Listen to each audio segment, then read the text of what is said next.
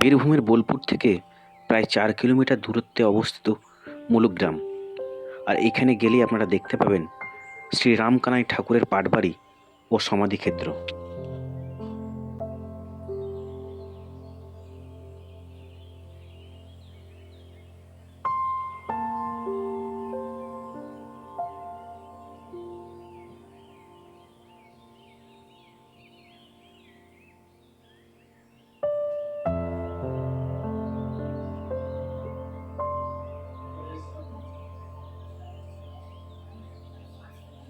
বছরের প্রাচীন আমাদের এই মন্দির, এটা হচ্ছে ধনঞ্জয় পণ্ডিতের মানে মহাপ্রভুর সঙ্গে যারা থাকতেন সেই ধনঞ্জয় পণ্ডিত, তার নাতি হচ্ছে এই রামকানাই ঠাকুর, তারই পাটবাড়ি হচ্ছে এই শ্রী রামকানাই পাটবাড়ি। এখানে প্রতি বছর গোষ্ঠাষ্টমীতে 5 দিন ব্যাপী উৎসব হয়ে থাকে এবং এই উৎসবে সারা বাংলার প্রখ্যাত কীর্তনীয়রা এখানে হরিনাম সংকীর্তন করে থাকে।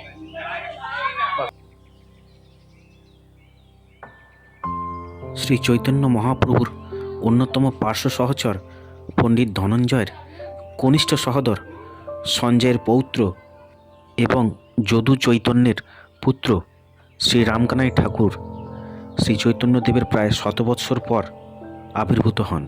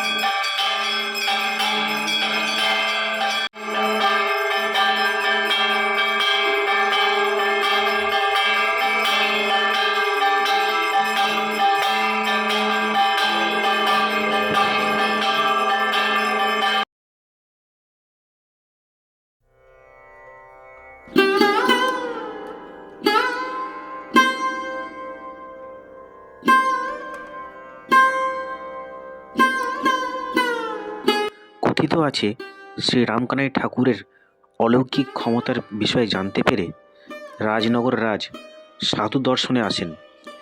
ঠাকুরের ক্ষমতায় মুগ্ধ হয়ে দেব সেবার জন্য জমি দান করতে ইচ্ছা প্রকাশ করেন।